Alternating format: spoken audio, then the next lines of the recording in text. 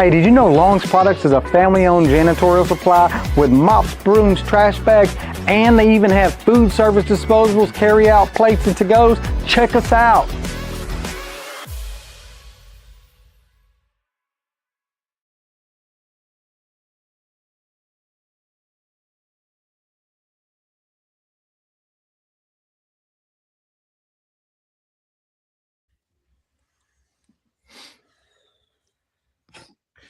Good evening, everyone. I'm Jack, and this is a special edition of UrbanCast Let's Talk at 8 o'clock. These ladies got me working late tonight.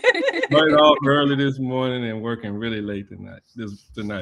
Tonight, we're joined by author Shannon Williams and her daughter, Karissa Jeter, a special education teacher over at Alexandria Senior High. Shannon is a child-specific aide at Alma Red Wine Elementary School, where she works with special education in the special education department, supporting children with learning and developmental needs. She's also a faith-based author, poet, and journal creator whose books center on healing, resilience, inclusion, embracing beautiful differences. Karissa Jeters works directly with the students in special education at ASH. And tonight, we'll also be discussing the critical importance of parents' involvement in their child's education. Before we begin, Shannon and Karissa, we always like to give our guests the opportunity to introduce yourselves and, in your own words, tell the audience who you are, what drives your passion for this work, and that kind of good stuff. And I'm pretty sure, Karissa, your mama being over there in special education all these years drove that. So go ahead and tell us who you are and all that kind of good stuff.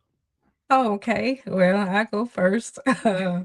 My name is Shannon Williams. I'm a child specific aide at Alma Red One. I also used to work at the Alexandria Housing Authority for 17 years prior to going to Alma Red One.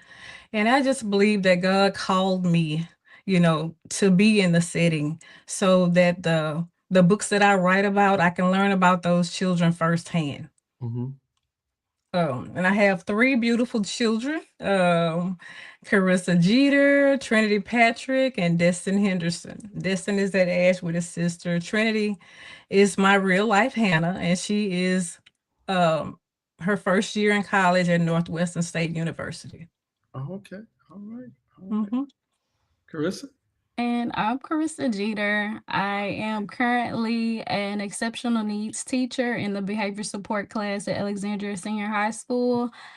This is my second year teaching, and I was previously at Pinecrest for 5 years as an active treatment specialist, which kind of set the stage for where I am now. So I'm just grateful for my mom and all the experiences that I've had since graduating college and working in this field to get to advocate and represent those that need a voice. Mm. All right. For those of you guys who are watching live tonight, y'all can go ahead and drop y'all questions because these ladies got all of the answers. No, no, no. If it's something really important, trust and believe. I might just have to bring it into the conversation. And I know, look at your mom. She looked up over at you. There you go. We might bring it into the conversation. And as we do every show, we always want to encourage our community to stay civically engaged. Right now, nearly 500,000 Louisiana resident voters are currently on the inactive voter registration list. I think we put a link in this on the live. If I didn't put it out there, I'll put it in there tonight. You need to go check your voter registration status because you could get purged. 500,000 Louisiana residents are on the inactive list, nearly 500,000. So with that said, let's go ahead and jump directly into the questions and all that kind of good stuff. Shannon, what inspired you to begin writing, and how did your work in special education shape your voice as an author? Well, what inspired me to write nonverbal? I had a child with developmental disabilities. Mhm. Um, um, and at an early age, I recognized that, she needed some form of intervention. And Mhm. I sought help through programs like Early Steps. And um, so a lot of nonverbal is about it's a true story. A lot of it's based on a true story. It's about a couple, Marcus and Layla Evans. So I'm Layla. Mhm. um, and my daughter, who had developmental disabilities, and she was nonverbal until maybe age 3 or 4. Mhm. We didn't know whether she would be able to speak, because I had, like the characters in my story, I had 3 miscarriages prior to Mhm. her. Mhm. So a lot of it's my life and the children in my class, the way I see them, they're brilliant. They're often misunderstood. So through observation, um, that that's how my story came to life, nonverbal. Mhm. Hmm. You advocate for children who may feel unseen, unheard. Hmm. Why is representation in literature so important? Because I just believe children need to be valued. Mhm. Um, they belong. They need to know that they belong, and they need to see themselves represented, in a way that nonverbal represents a child with developmental disabilities. As a faith-based author, how does your spiritual foundation guide you in your day-to-day storytelling? Well, I believe in prayer. I believe in the power of prayer, first of all. So, Mhm. I let God lead me, Mhm. and direct me. And my faith guides my storytelling. Even when it's about pain, I Mhm. always include hope and redemption. Mhm. Okay. Nonverbal is a powerful story rooted in Mhm. faith, Mhm. parenting, and developmental disabilities. What inspired Marcus and Layla's journey? Love, strength, advocacy for their daughter. Um, And even in the story of nonverbal, parents go through a lot raising a child with developmental disabilities. They might have different opinions of how they want to raise their child. Mhm. One parent might prefer one way of dealing with the child with developmental disabilities, while another parent, you know, you know, want to go in a different direction. Mhm. So it's just about love, strain, and strength. The book highlights unconditional love in the face of overwhelming challenge. Mhm, mhm. What do you hope parents take away from this story? Um, it's about sacrifice. The sacrifices that parents have for their children, all children, not just those with developmental disabilities, but with uh with me having a child with developmental disabilities, it was about sacrifice. It's Mhm. certain things that you may have to give up. It's certain places that you might not even be able to go because they feel overstimulated. Mm. So it is about sacrifice.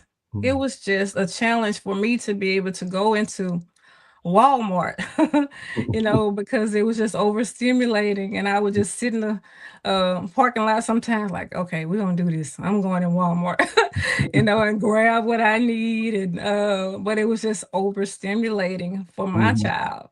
Yeah. So that it's about sacrifice. You might have to stay up late.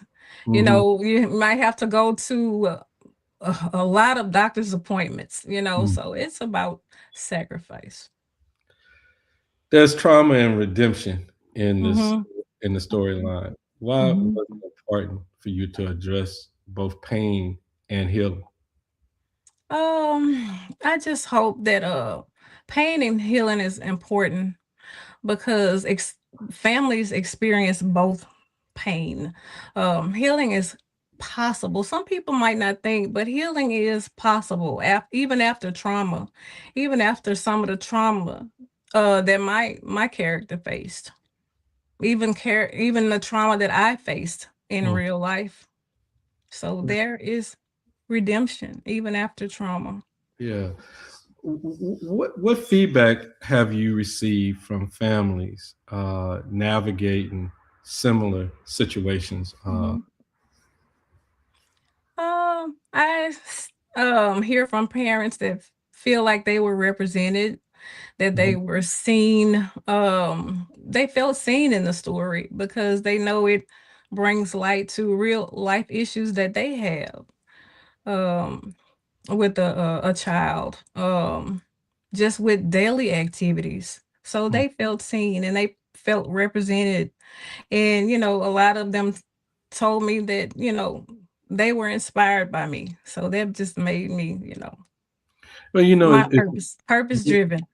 yeah, the idea that you work for the Alexandria Housing Authority, you had a child with special needs, and then you gravitated toward working in that field. It's kind of interesting that housing to over here. Right. I just know that God had a purpose. He sent me on assignment. I feel like it was an assignment, because I was like, I would sit in my desk at the housing authority. I was like, God, I know that you don't want me here.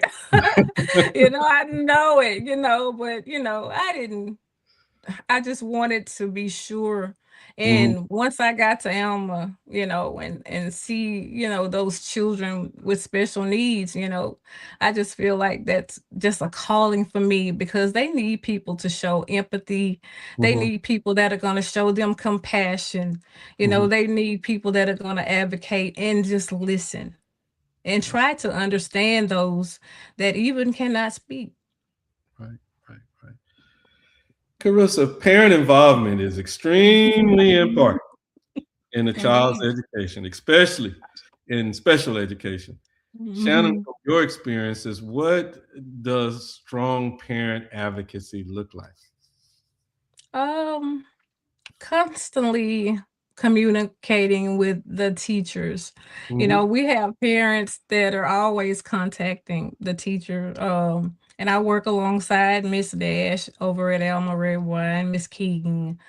Um, so we have some great teachers over there at Alma Red One that specialize in special education. So I hear some parents calling, and they'll ask questions and they're involved, and we can tell when a parent is working with a child.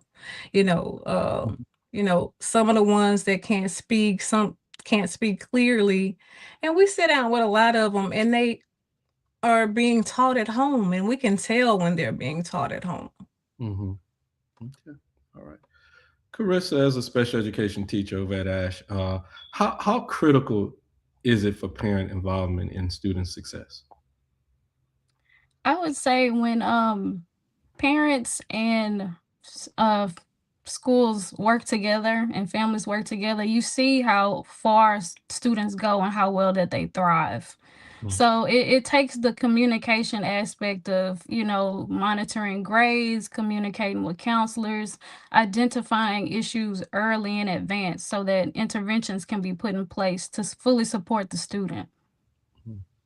And what are some practical ways, in your opinion, parents can stay engaged in their child's education journey, especially at the high school level? I would say making sure you have access to your students' Google Classroom. Now we have OnCourse. We switched from Power School to OnCourse. Making sure that you're on their OnCourse and you're getting the notifications and the comments from the teachers and communicating with counselors, attending parent workshops that we offer at the schools to help, fully support the student because it takes a village. And how can parents and teachers build, stronger partnerships rather than, working in silos? Sometimes you see that, I'm just doing my thing because I'm not getting them. So what could be done to kind of I would say it starts with a mind shift change. mm, We have to switch our mindset from it's parents versus teachers, and we have to realize that we're all on the same team, collaborating, working, and advocating together for the needs of these children that we support. and the feelings don't need to get hurt because you might get a No. Sometimes you gotta have some hard conversations, and I uh-huh. mean, it's necessary. Yeah. And what challenges do you see when parents are disconnected? And how can the school help bridge that gap? I would say by having consistency between the school and expectations as well as the expectations that we see at home. So when we work together and we have those expectations kind of clear on both sides, Hmm. you see that creates a level of consistency between the students, the families, and the school staff to fully support the needs of these children. Again, for those of you guys who may be just joining, this conversation is important for families across our community. If you're watching, and if you have a question or a comment or whatever, drop it in the in there, and we're gonna see if Miss Jeter or Miss Williams will be able to answer You because gonna they're the put ones me in the that. hot seat. Miss Jeter, the teacher. Yeah, yeah. Well, did you say Mom? You gonna push it off to the teacher now, huh? Yes. Oh man. Shannon, I Am Hannah celebrates children with disabilities and differences. Why was it important to create something interactive for families in classrooms? Well, I thought the coloring book was so important because, if it's used like in early on, children can learn about other children who have developmental disabilities or those that don't. They might just have differences, Mhm. limb differences, skin differences. So I just think it's important because we need to incorporate inclusion in the classroom. Mhm. And Karissa, how could a book like this be used in a classroom setting to build empathy among students? Well, I would say that, representation does matter, and we can use these stories, so students can feel seen, and we normalize it through the lessons Hmm. and celebrate the individuality of all people. And how early should parents begin conversations about inclusion and differences? Mhm. I would say as early as preschool. One thing that I love, I read to my daughter, she goes to Calvary, and they incorporate, stories and reading all the time, and we're always reading stories. So my mom has created these books, and now I read them to my own child. And she's only 4, but we have to have these conversations early so Uh-huh. that empathy doesn't feel forced, but it just comes naturally. It just Yeah. Well, I mean, I think that's kind of apparent with you. Somehow or another, you felt it because of the family, and Yes. look. And it continues through Yeah, generations. yeah, absolutely. Shannon, your relationship journals, uh, stay or let it go. Hmm. It's a relationship journal. It focuses on Hmm. reflection and clarity. Um, Right. why is emotion why is emotional healing so important uh, as a part of your broader message? Um, I think it's just important. Emotional healing is important. And when you're in a relationship, you need to realize or come to the conclusion whether it's a healthy relationship or it's a relationship that you need to leave. And a lot of people know early on whether a relationship is healthy, but Mhm, still we want to give that relationship a chance. mhm, And in my journal, it has monthly prompts. how did you meet, or how do you celebrate each other. It has pages for the pros in your relationship, the cons in your relationship, and just a space for reflection. And I think it's important for women to have, that's entering into a relationship, or maybe you're already in a relationship, and you just need to jot those things down. Some things in a relationship you might forget. You're like, okay, I forgot he did that to me. I forgot we had this situation. And I used to love to write in journals as a young girl. And I know that a lot of people now, they're doing journals about faith. So I decided to, let's do a relationship journal. And after 12 months of journaling, there's a conclusion page, whether you stay in the relationship or you leave the relationship. Um, and also for a woman that may be in trouble, I also included numbers. So it's advocating for women. All of my work is about advocacy. Health resources like um the RAN number, rape, abuse, incest. So all of this is included. This is on the back page of my journal. Numbers, if you need help, if any woman needs help, or to get out of a relationship. Right. And so this, and one of the things, because, when I started doing all of the research on you guys, on your books and everything, and like I said, y'all had me up early this morning, trying to make sure I was kind of ready. And to the audience out there, there's a series of 4 books. And so what we're talking about right now is Stay or Let Go. You know what I mean? That's my relationship journal. That's the relationship journal. So, and it also has my poetry in it. It also has poetry and all that kind of good stuff. So Shannon then went full circle around here on this.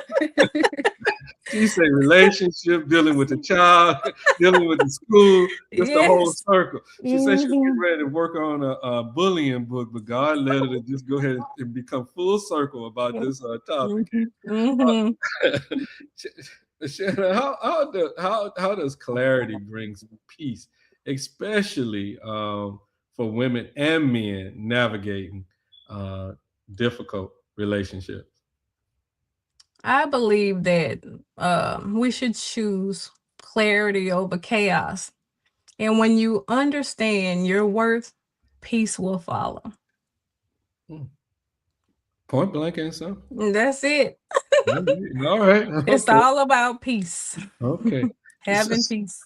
So this next book that we're gonna throw some questions out here about, it's gonna be Okay to Be Me, right? It's okay to be me. This is my first time speaking about it. No one knew about it, so this is the first day it's debut right here on UrbanCast. Right here on UrbanCast. That's it. It's okay to be me. It's okay to be me. And we have links. I think the links are right there, and I think I put the links in the document, so you can hit the little link and you can order your books right there on Amazon. You don't even have to go search. Just hit that link. It's going to take you right on out there to do whatever you need to do.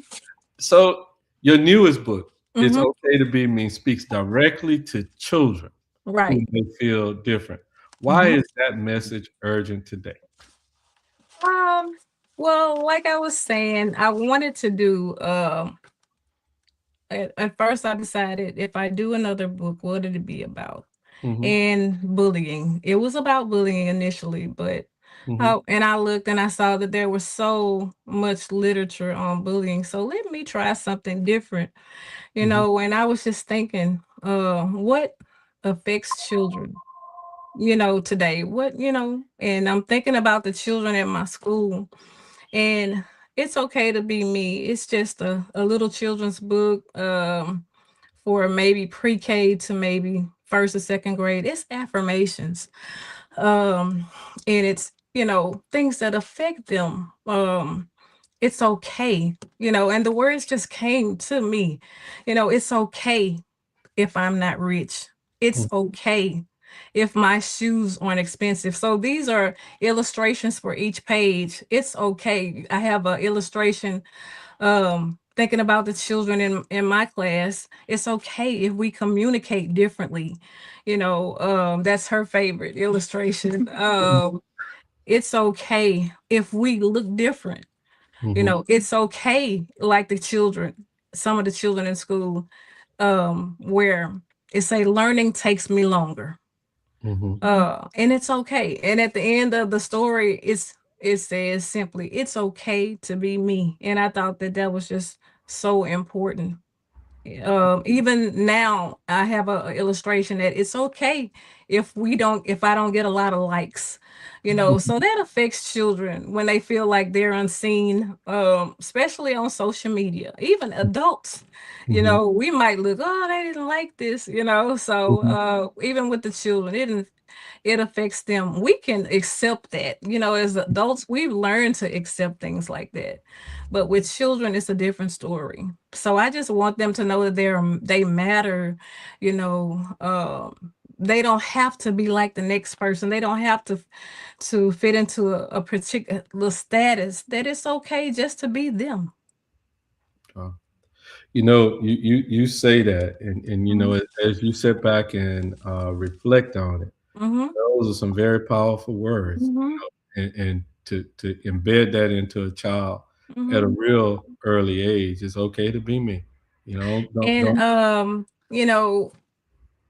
what really got to me, I have another job besides the school board where I work with at a home with some disabled ladies, and one of the young ladies that relieved me after work, I noticed she has children, and I gave her a book, you know, and she sent me a video of her little girl, and the little girl, she says she has autism, and she was about 4 years old, Mhm. and she was reading in the back of the car, and you could hear the car like rattling, shaking in the background. And the little girl, she was reading the page where it says, "It's okay if we don't have a fancy car."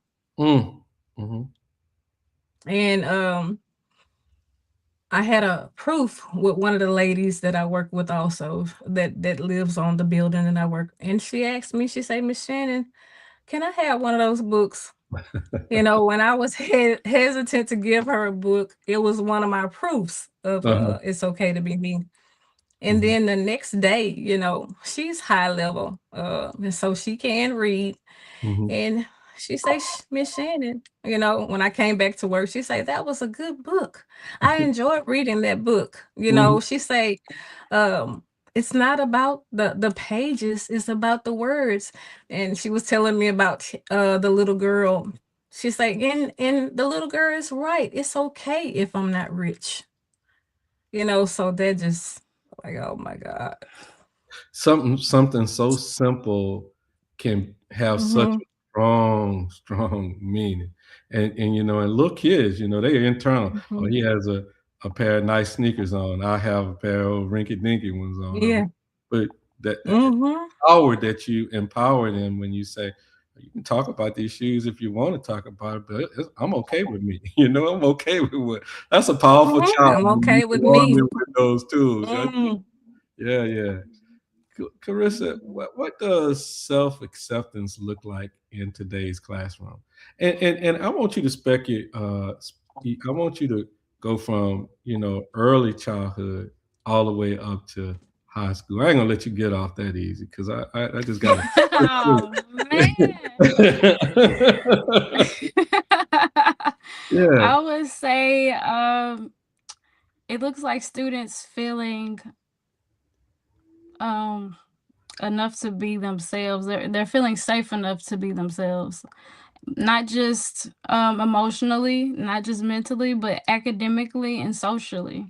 Just creating that safe space.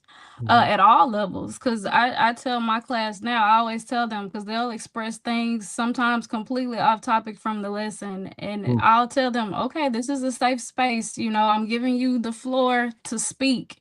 And my students, they're all really loving and sweet. And I have an amazing para. And we just give them the floor whenever they want to vent about anything going on in the classroom. And even at the preschool level, we think that kids don't have hard days, but they do, just like adults, just like teens. So it's important to make them feel empowered and heard, at all levels, to build their autonomy. So I would say always make them feel like, their hardships are, valid for them at all levels, Yeah. and embrace those things, and have those conversations.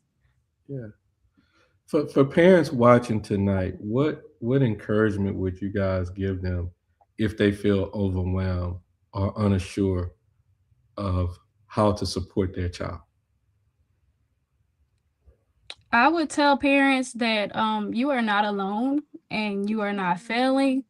We are all growing on both sides, and even as a teacher, we're all growing. Nobody graduates from life. So I mean, they're not alone, they're not failing, and you have support out here.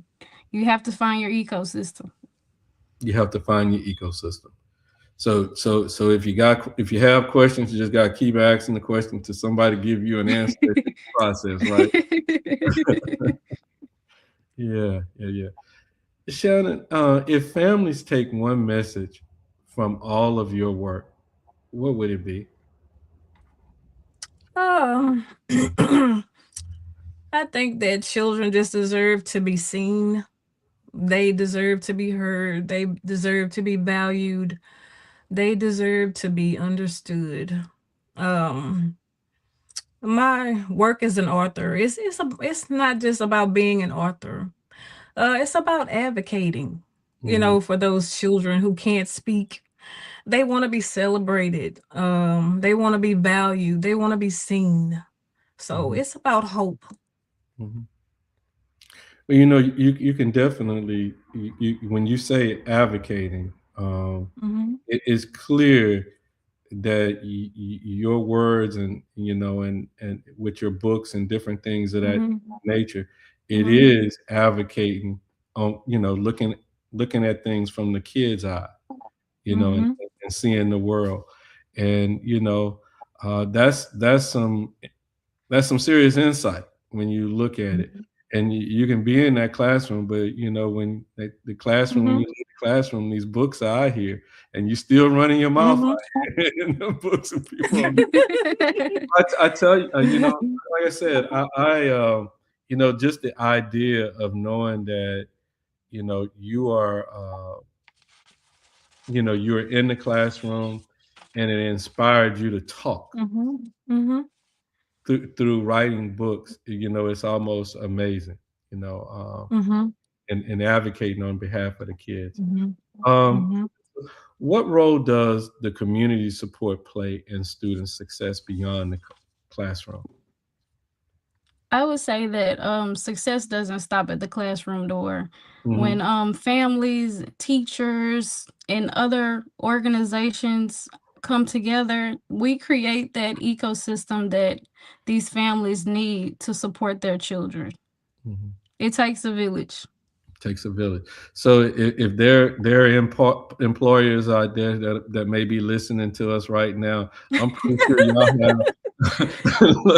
I'm pretty sure y'all have a work component somewhere built into plans somewhere along the line. So if an employer said, "Hey, I'll be willing to take on a kid," y'all would be willing to have a conversation with them, right? Mhm. Mhm. Mhm. All right. Yeah, I hear you. Well, I tell you, with that said, you know, with all of the questions that we have gone through here tonight, Shannon, is it anything that you would want to say to the community that might be listening? Something that we didn't throw a question up on or what have you, but is it anything that you want to add to what we talked about tonight? Um, It was one of the thing I wanted to speak about. How I know that God is just orchestrating everything and how everything is coming together. When we, when I first published Nonverbal, we were trying to come up with a way to advertise uh nonverbal, and I actually write a poem for every book. And my poem for nonverbal is I Am Hannah. And what we did, and it was nothing but God, how she went and found the perfect instrumental to go along with my poem. And we had my daughter, Trinity, she danced to the poem, and it's gained over 20,500 views on Facebook. And it was just advertisement. And so last year at nationals, we decided to, I'd say, why don't you use I Am Hannah, to be your solo, with the dance center sin-law. And we used the poem, and it just me, how I felt just listening to my, seeing my daughter dance to my voice, and seeing the audience move to tears because they were actually listening to the words, about a child who was nonverbal, about a child who overcame trauma and pain, and how, and at the end of the dance, you know it was a prelude to Hannah's story. Some people speak but are not heard. um some people are verbal but refuse to speak. Hannah is nonverbal, but she refused to be silent. And on the word silence, she just rips the tape from her mouth, and it symbolizes that she is resilient. She overcame trauma, she overcame pain, she overcame being unseen and unheard. And it was just, for me, seeing some of them in the audience move to tears about the story because they were actually listening. So Yeah. we just have to understand that we need to see the instead of looking at the disability, we put the disability before the child. And we understand that we don't need to do that. We need to consider the child. Right. And we don't need to don't give up on your children. They are resilient. You might have another Cody Lee off America's Got Talent who ended up winning, who was autistic, who I think he was also blind, but his mother did not give up on him. And just imagine if she had. He was the winner. He went on to be the winner, so got to don't go. give up on your children. Be there for them, advocate for them, get early intervention. I watched that episode. He got the he actually Golden buzzer. he got the golden buzzer. Yep. And your thoughts there, Karissa? My final thoughts would be, just keep advocating, keep, breaking through those glass ceilings on behalf of your children. Parents have all the power in the world to ensure the success of their children. They just have to remember that strength that they have to keep going. And it's our job as educators, as community interventions to, make sure that their space is provided, because when we think about inclusion, we always think about, just providing a space at the table, but we need to also remember that everyone belongs at the table. Everybody has a seat. All right. So, and go ahead. My daughter had great teachers at Nackman Elementary, Miss Shelley, Miss Naomi, and just seeing how they were, not just with her, just with their class over there at Nackman Elementary. I know Miss Shelley is retired. I think Miss Naomi is also, but they were wonderful teachers. So, I mean, they helped to lay that foundation for my daughter. And sometimes we as parents, when we teacher comes to us, and I remember her words, you know, even though she graduated pre-K, and she said, I want to keep her another year. I want to make her stronger. You know, and I wrestle with that. I'm like, I don't want, her to be in, that pre-K another year, but it was all God's will, and, if, they recognized her that, that they wanted and needed to make her stronger. And now she's graduated last year from Alexandria Senior High. So I actually had 3 children at Alexandria Senior High, 2 students and a teacher. So, and now, because of, advocacy for my daughter and early steps programs and Miss Tracy Green and, all of those who helped, and now she's at, Northwestern State University. Wow, wow, wow. I have one more question. For a I hope it's person, for Karissa. no, it's for you, Shannon. It's for you. Oh Lord. Thank you, for a Jack. person, yeah. For a person, look, for a person who's been itching to write a book, and I see you've encompassed all yours right around into that Amazon space of putting your book together and all that. Walk us through that a little bit, if you don't mind. I told you I was going to hit you. I was going. Oh Lord. We're working with Amazon. Well, at first, with nonverbal. Ooh, it was I was going at it alone. I didn't know what to do, and I didn't, I'm the type of person to try to do things on my own. I don't like to ask for help. So with a good thing with Amazon, instead of paying all of these, expensive fees, to get it published, going through a publishing company with Amazon, you can just type up your manuscript and upload it into their system, and you don't have to pay anything. So I had a lot of people come to me after nonverbal trying to ask how does it work? What can they do? So I was glad that I was able to lead them. And one thing about it, if with Amazon, just say if you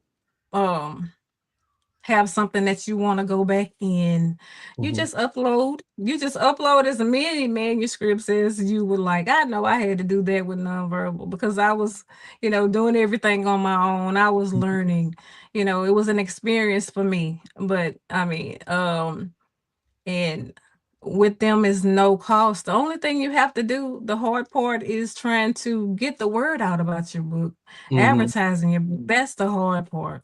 Right. After you've written everything and uploaded everything,